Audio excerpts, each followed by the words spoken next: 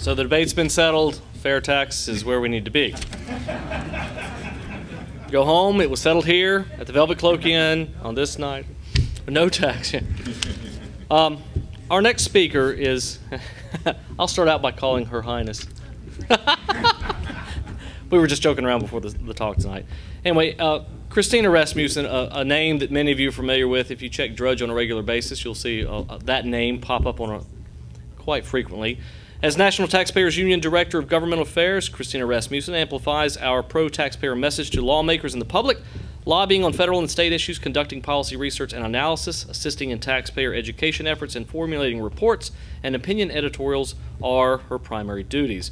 They've been featured, her op-ed pieces have been featured in the Washington Post, Forbes Magazine, National Review Online, Investors Business Daily, The Hill, and many, many more magazines than I've ever appeared in. Rasmussen previously hailed from the National Federation of Independent Businesses, where she served as federal public policy assistant and interned for Congresswoman Katherine Harris.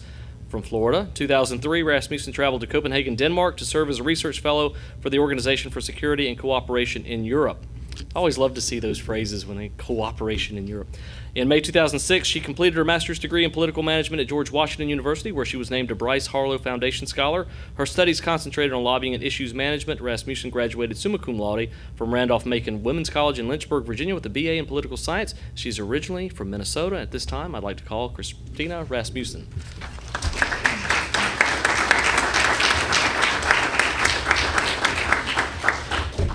Great. It's actually Rasmussen. I married a Dane. My maiden name was Smith. It was a lot easier to spell and have people know what they're saying, but don't worry about it. It's on tape now for everybody. So. My name is Christina Rasmussen. I am the Director of Government Affairs for the National Taxpayers Union. NTU is the nation's largest and oldest taxpayer organization. We were founded in 1969, and we have over 9,000 members in the great state of North Carolina, so thank you to everyone out there who's a member. Before I get started today on my conversation about tax reform, I'd like to point out two things for folks. If you go to ntu.org, there is information on the spending promises put forth by McCain and Obama. We went through every single policy promise and speech they made about programs, and we totaled up what they would increase or decrease for federal spending. And we're talking about hundreds of billions of dollars in difference. So it's a great little factoid to have when you're telling folks about who you'd like to see them vote for this fall, and that's on ntu.org. You can also find information on a grant program that we're doing. We started this last year, and basically we're giving cash away.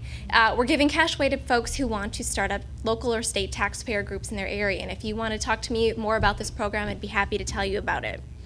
So I'm going to focus my comments today on federal excise taxes. But before I go there, I'd like to speak a little bit more about the complication that's currently found in our tax code. Many of you have probably seen politicians stack up those tax code books up to the ceiling, trying to show you just how complicated it is. But I want to give you some more facts that you can use when you're telling people about tax reform. This past year, individual taxpayers like you and me spent 3.5 billion hours figuring out what their federal income tax burden was.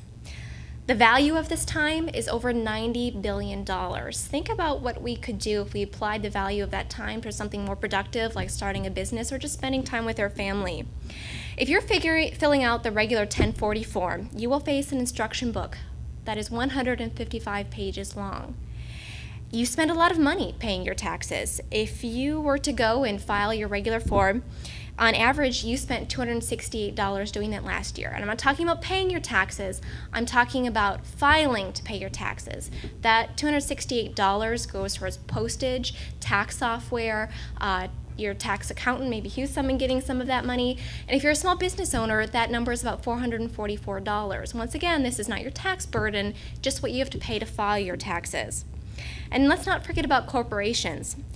This past year, they spent over $170 billion on tax compliance. That number is equal to 43% of what they paid. So they are paying almost half of what they owe, just trying to figure out what they owe. And I think that is extremely disturbing. Now, for the most part, all those numbers I just mentioned, I'm just talking about income taxes. But there's this whole other class of taxes that the feds levy on us to try to get more money out of us. And it's something that unfortunately we don't notice, even though we pay them on a day-to-day basis. And those are these federal excise taxes I was talking about. These are a special type of taxes on a product, a service, or activity that you engage in. And we need to keep them in mind when we're talking about tax reform. So to better tell you about these taxes, I'm going to walk you through the ordinary day in the life of Taxpayer Jane and Taxpayer Joe. These are ordinary middle-income class folks, and we'll see how they're paying all these taxes, and they may not even know it. So let's say one morning Taxpayer Jane wakes up, and she realizes that school time is coming, and there's a lot of things to get in order with her family. So she knows that she's got to take her son to get vaccinated. So she jumps in her car, and on the way to the doctor's office, she noticed that she needs some gas. So she pulls into the gas station and fills up with 15 gallons of regular unleaded gas. It's not on her receipt anywhere, but she actually just sent $2.76 to the federal government because there is about a 19-cent tax, a federal excise tax on every single gallon of gas we buy. So while she's standing there at the pump, she realizes, oh shoot, my husband's truck needs some gas too. So she goes home, she brings the truck back. Well, when she's filling up 15 gallons, she's actually sending $3.66 to the federal government because there's an even higher excise tax on diesel. It's about 25 cents per gallon. And while she's standing there at the pump, she remembers the special $3,000 gas guzzler excise tax she had to send to the federal government because some bureaucrat thinks that their truck doesn't get enough mileage per gallon. So she fills up the gas in the cars and she finally makes it to the doctor's office. And there's actually a 75 cents per shot tax on vaccinations. And I think this is pretty incredible that the government is telling us to vaccinate our kids, but oh, by the way, we're going to tax you while you're at it. So you don't really have a choice, and then we're going to take some more of your money. So she picks up her phone to call her best friend, and she's kind of, in a complaining mood. And while she picks up her phone, she remembers that there is a 3% excise tax on all telecommunication services. This is that pesky tax that's been around since 1898, known as the Spanish-American War tax. It was levied as a luxury because telephones at the time were a luxury. That tax is still on the books. Yes, the IRS a few years ago decided that they weren't going to keep collecting those taxes and you could actually get a refund, but it's still on the books. And the second that a new president wants to start levying that again, they can. So Taxpayer Jane is kind of wondering why the federal government is taxing her family for the privilege of staying healthy and getting her family where they need to go and just talking with friends.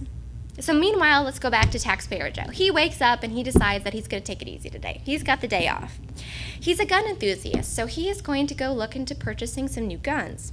When he arrives at the gun store, he finds out that the federal government takes 10% of the purchase price for pistols and revolvers. If you buy other weapons or any ammunition, they want 11% of that cost. Okay, that's a little steep, so maybe he'll lay off guns in favor of another hobby. So he looks at archery. If you purchase a bow and arrow, the federal government wants 11% of the purchase price. This is in addition, keep in mind, to the sales tax. If you buy quivers or points for that archery set, 11%. And 40 cents per arrow shaft, let's not forget that. Taxpayer Joe is a little put off by all these taxes, so he decides to take a trip. We'll say he's going to visit his cousin, Taxpayer Bob, in another state, a few states over. So he starts looking at plane tickets. And while he's on, let's say, Expedia.com, he notices that federal taxes make up anywhere from 16 to 26% of the ticket price. There is a federal ticket tax, a federal flight segment tax, the federal security surcharge, and a commercial jet fuel tax. Taxpayer Joe is just thankful he doesn't have any cousins in other countries because if he wanted to fly to visit them, he'd need to pay an international arrival tax, international departure tax, a customs tax if he brought too many gifts home for Taxpayer Jane, and there's even a frequent flyer tax and a cargo waybill tax. So he bites the bullet and buys the ticket to go visit his cousin. And off he goes later that week. And so he and Taxpayer Bob want to go fishing. It's kind of fun, way to catch up with the guys. And they have some motor problems, so they need to go to the fishing store and buy some new equipment. The federal government charges a 3% tax on the cost of your electric outboard motor. And there's a 10% charge for any sport fishing equipment.